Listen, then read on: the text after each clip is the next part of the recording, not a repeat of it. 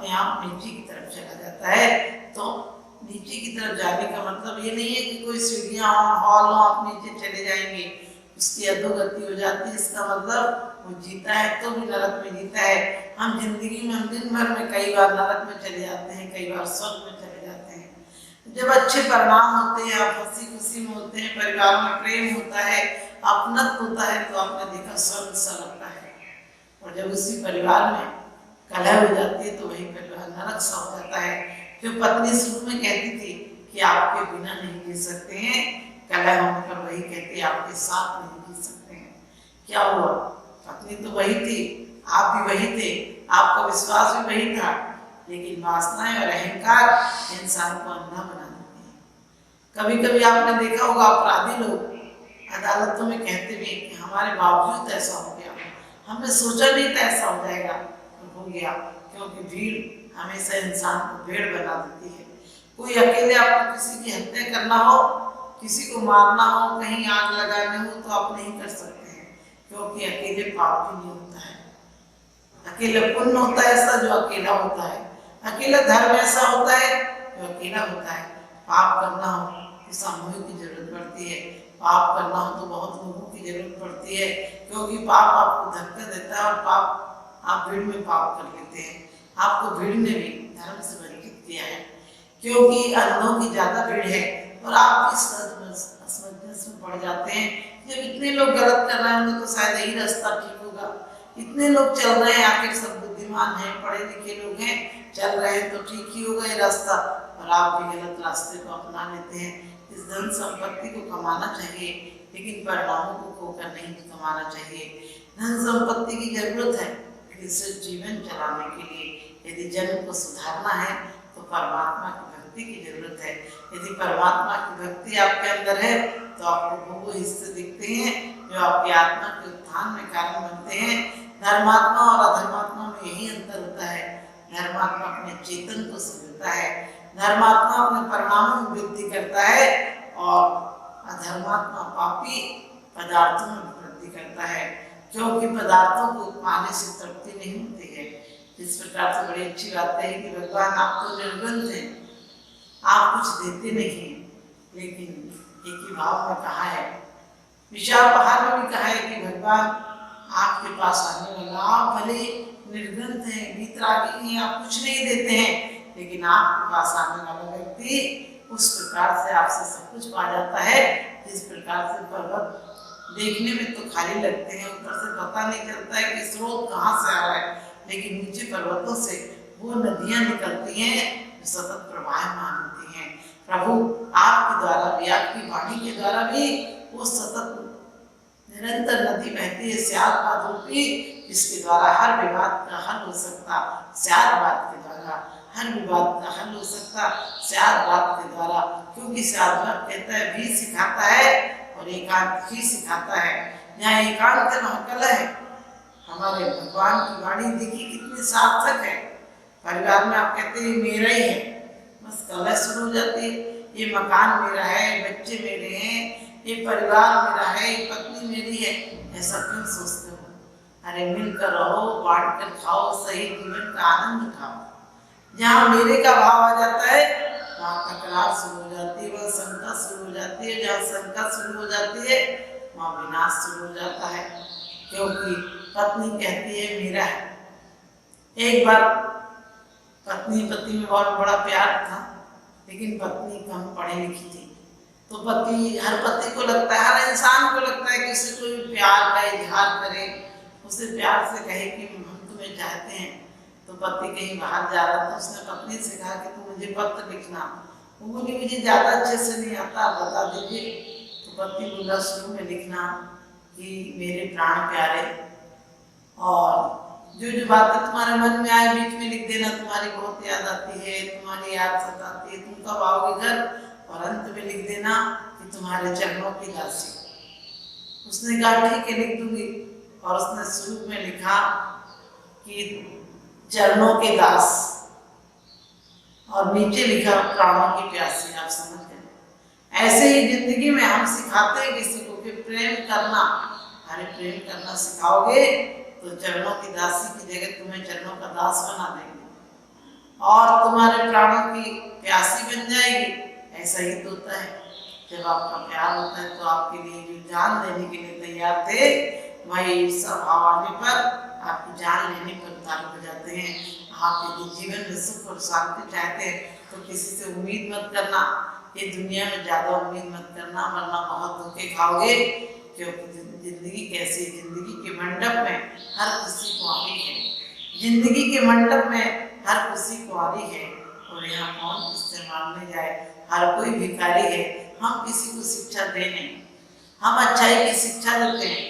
अरे अच्छाई के संस्कार दिए जा सकते हैं, अच्छाई की शिक्षा कहाँ से दी जा सकती है? शिक्षा के संस्कार दिए जाने चाहिए। शिक्षा के संस्कार, शिक्षा के लिए शाब्दिक नहीं होना चाहिए। शिक्षा एक शब्द भी, पांडव एक जगह पढ़ रहे थे तो द्रोणाचार्य ने कहा कि तुम ये बताओ कि क्रोध नहीं करना चाहिए। सबने बोला, दूसरे दिन सुना दिया कि क्रोध नहीं करना चाहिए। लेकिन जब धर्मराज से पूछा तो उन्होंने कहा मुझे अभी याद नहीं हुआ, और उन्होंने गुरु ने गुस्से में आकर उन्हें डंडा मार दिया, और उसके बाद उन्होंने कहा याद हो गया। गुरु जी ने कहा अभी तो याद नहीं था, अभी कैसे हो गया? कहने लगी मैं सोचता था जब तक मेरे ऊपर ना गुजर जाए कि क्रोध बुरा है तब तक मैं शब्दों से कैसे कहूँ। आप भी ध्यान रखना, यहाँ हर इंसान अच्छी बातें करता है, बातें करने में इतना अच्छा है कि लगता है कि इसके अंदर नेकी है, ईमान है, और इससे बड़ा आदमी अच्छा कोई नहीं है। लेकिन जब भी कभी दूसरों को ये जो हम बात कहते हैं हमारे ऊपर आती है तो हम नहीं उतार पाते उसको, हमारे ऊपर आती है तो हम जीवन में फिसल जाते हैं। हर इंसान तो कहता है, लेकर अफसर से लेकर चपरासी तक कहता है कि नीति से काम करना चाहिए, ईमानदारी से करना चाहिए, सत्य और निष्ठा से करना चाहिए। हर कोई तो शिक्षा देता है कि सत्य और निष्ठा से करना चाहिए। फिर दुनिया में इतना सत्य कैसे हो गया, इतनी चोरी और बेईमानी कैसे हो गई? हम भगवान को भी सोचते हैं पैसे दे देंगे, मंदिर में कुछ दान कर देंगे तो हमारी गति सुधर जाएगी। अरे ये सच माना कि कुछ दे दोगे तुम्हारा भार हल्का हो जाएगा, और जब हल्के हो जाओगे तो तैर जाओगे, लेकिन कुछ देने मात्र से नहीं। जो परिणामों की खोट है, जो परिणामों की आसक्ति है, जो आज तक द्रव्य संचय किया है उसकी तरफ भले ही तुम हल्के हो जाओ, लेकिन आज तक जो दिल पर, जो अपनी आत्मा पर पापों का बोझ हल्का कर्म नहीं करोगे तो कैसे करोगे? और बोझ हल्का करने के लिए यही सोचो कि सबके अंदर तो अच्छे गुण हैं, किसी के ऐप को तो बेनकाम मत कर, ऊपर वाला हिसाब करेगा तो हिसाब मत कर, भले ही मैं बुरा सही तो अपनी नजर को खराब मत कर। समाजों में कलह मत करना, वरना धर्म स्थान में, मंदिरों में कभी पदों के लिए लड़ना मत। मंदिरों में भी लड़ोगे तो ये कहाँ हो पाओगे? मंदिरों में जाकर तो हर जब भी चुनाव का मौका आता है अपनी माला दूसरे के गले में डाल देना, दूसरा भी समय पूरा होने पर आपके गले में डाल देगा, और नहीं डालता है तो छोड़ो ना, क्या करोगे? राज के कारण आज तक कितने कितने राजाओं ने सिर्फ अहंकार के कारण अपनी मौत को निमंत्रण दिया है। हम भी अहंकार के कारण मौत के पास पहुंच जाते हैं, और मौत जब दस्तक देती है तब पता चलता है कि ये सब चीजों के लिए, जिनके लिए झगड़े थे, जिनके लिए रात दिन कलह किया था, वो यहाँ दरवाजे के बाहर तक नहीं जाते। तो हम लोगों को कोशिश करना है कि समाज में राज्य के कारण, राज्य का मतलब हमारी नीतियां नहीं बदली, हमारा सोच नहीं बदला है। पहले लोग बैलगाड़ियां, खेत खलिहान होते थे, परिवार बहुत बड़े बड़े होते थे, सैनिक होते थे। आज हमारी सबका नजरिया बदल गया, आज गाड़ियां होने लगी। इंसानों की पहचान अब तो और इंसान क्या गिरेगा, क्योंकि अब तो कुत्तों से इंसान की पहचाने होने लगी। अपने माँ बाप को हाथ पकड़कर मंदिर ले जाते हुए शर्म आती है लोगों को, अपने माँ बाप से बात करने में लोग इंसल्ट महसूस करते हैं, और गलत लोग जो चारित्रहीन है उनके साथ घूमना पसंद करते हैं। आज लोग अपने घरों में रहना, पहले लोग घरों में रहा करते थे, घर छोटे हुआ करते थे लेकिन दिल बड़े हुआ करते थे। अब घर बड़े हो गए और दिल छोटे हो गए। ध्यान रखना, तुम घरों को छोड़कर कोठियों में जा रहे हो, बंगलों में जा रहे हो, लेकिन कभी विचार करना जो घर में आनंद था, घर में एक छोटा सा घर होता था, उसमें सब मिल बांट कर रहते थे, और जो उस समय खाने में रहने में आनंद था, आज कोठियों में एसियों के बीच नहीं है। पुनः अपनी संस्कृति में लौटो, पुनः अपनी सभ्यता को छोड़ दो, बाहर की चकाचौंध करके ढकोसलों को छोड़ दो। ऊपर से सफेद अंदर से काला है। आज का आदमी ऊपर से सफेद अंदर से काला है। होठों पर हंसी अंदर उजाला है। दिखावा इतना बढ़ गया है, दिखावा इतना बढ़ गया है कि तिजोरी तो खाली बाहर ताला है, तिजोरी तो खाली बाहर ताला है। लोगों को झूठा पूछने की आदत पड़ गई। लोग हमारे पास भी आते हैं, बोलते हैं आप कैसे हो? हमने कहा हम अच्छे हैं। और लोगों से पूछो आप कैसे हैं, तो लोग कहते हैं कि हम भी अच्छे हैं, लेकिन सच पूछो कोई अच्छे नहीं है। संसारी प्राणी क्या अच्छा होगा? होठों पर जो कह रहा है कि अच्छे हैं, अंदर से पूछो कितनी ज्वाला है, अंदर से पूछो कितनी अशांति है। आप किसी के पास 10 मिनट बैठ कर देखिए, जो कह रहा था 10 मिनट पहले कि बहुत अच्छा हो, वही 10 मिनट बाद कहेगा बाकी तो सब ठीक है, लेकिन परिवार में थोड़ी कलह चल रही है, बाकी सब ठीक है, स्वास्थ्य ठीक नहीं रहता, और सब ठीक है, परिवार में बच्चे कहना नहीं मानते, और सब ठीक है, थोड़ा धंधा मंदा चल रहा है। अरे फिर क्या खाक ठीक है? सच्चा सज्जन पुरुष, सच्चा धर्मात्मा व्यक्ति तो बाहर की तरफ दृष्टि ही नहीं देखता है, उनके परमात्मा को ये नहीं कहता जाकर कि तुमने हमारे लिए नहीं किया, तुमने हमारे लिए नहीं किया। भगवान को धन्यवाद देता है कि भगवान तेरा स्मरण तूने मुझे दिया। सही अंजना चंदना दुख देते, गए भाग सारे जरा नाम लेते। भगवान तुम्हारी आस्था, तुम्हारा विश्वास, तुम्हारे प्रति भक्ति मुझे मिली है, ये जन्म जन्म में किसी को नहीं मिलती है, और एक बार मिल जाए तो संसार से तार देती है। इसलिए परिवार के लिए परिणामों की विशुद्धि रखना। परिवार के लिए मैं जग में रहूं तो ऐसे रहूं जैसे जल में कमल का फूल रहे, फिर अंत समय में प्राण तजूं निराकार तुम्हारे चरणों में। ऐसी भावना रखो। मरते टाइम कोई क्या सुनाएगा तुम्हें?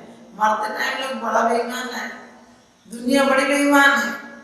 जिंदगी भर काम करती है, पुरुषार्थ करती है परिवार के, जिंदगी भर पुरुषार्थ करती है धन के, जिंदगी को संभालने की जगह, अपने आत्म परिणामों को सुधारने की जगह परिवारों को सुधारती है, समाज को सुधारती है, लोगों को सुधारती है, अपने आप को बिगड़ा का बिगड़ा रहने देती है। और जब मौत आकर दस्तक देती है तो लोग कहते हैं कि हम कोई संत आ जाए। हम लोग हमेशा कहते हैं धर्मात्मा निकट हो चर्चा धर्म सुनावे, वो सावधान रखे गाफिल न होने पाओ। अरे जो जिंदगी भर गाफिल रहा है, जिसकी जिंदगी की डायरी में सिर्फ गंदी बातें लिखी हैं, इसकी बंदगी की बातें कहाँ से आ जाएगी? मरते टाइम उसे क्या कोई सुधार देगा? अरे जिसने जिंदगी की डायरी में, जिंदगी की डायरी यानी हमारे जीवन के प्रत्येक क्षण के कृत्य हैं। जिंदगी की डायरी और कोई कागज की डायरी नहीं होती है। कागज की डायरियों पर तो हर इंसान बहुत अच्छी बातें लिखता है, लेकिन अपने दिल की डायरी पर भी कुछ ऐसा लिखा जाए, दिल की डायरी पर भी कुछ ऐसा लिखा जाए जिसे सुबह और शाम बड़े प्यार से पढ़ा जाए, जिसे सुबह और शाम बड़े प्यार से पढ़ा जाए। आज आदमी बाहर जाकर थोड़ी देर मनोरंजन कराता है, कहीं चला जाता है क्लब पार्टियों में और सोचता मजा आ गया। मैंने कहा तुम्हारा मजा कोई स्टैंडर्ड नहीं होता मजा का। तुम्हारी कोई चप्पल अच्छी हो ले, आज मजा आ गया, बढ़िया चप्पल मिल गई, बढ़िया खाना मिल जाए, बढ़िया कोई पिक्चर देख लो, यानी तुम्हारी छोटी छोटी पदार्थों पर भी तुम्हें मजा समझने लगे। ये मजा एक दिन सजा हो जाएगा। ये मजा आनंद नहीं हो सकता है, क्योंकि मजा तत्कालीन होते हैं और मजा देह को आनंद देता है। मजा से आपको देह नहीं लगता है, क्षणिक आनंद है। क्योंकि एक राजा के दरबार में एक फूल लगाने वाला था, फूल की सेज सजाने वाला था। राजा की रोज सेज लगाता था। एक दिन उसे लगा कि सोकर तो देखो राजा को कैसा लगता है, थोड़ी देर बाद हटा दूंगा, जब राजा का समय आएगा तो दूसरे फूल लगा दूंगा। उसने सेज बिछाई और थोड़ी देर में उसकी नींद लग गई। राजा अपने कक्ष में आया तो राजा ने देखा कि सेवक उसके सैया पर सो रहा। राजा का क्रोध का तो ठिकाना नहीं रहा। आप भी जब देखते हैं कि आपके पद पर कोई पहुंच गया, आप उससे दुश्मनी कर लेते हैं। आप जब देखते हैं कि आपकी चीज को दूसरों ने हासिल कर लिया, बस आप कोर्ट कचहरी में पहुंच जाते हैं। कभी वो सोच कर देखो, जितना पैसा आपका कोर्ट कचहरियों में जाता है, इतने में तो एक दो इंच जगह कोई ले भी ले तो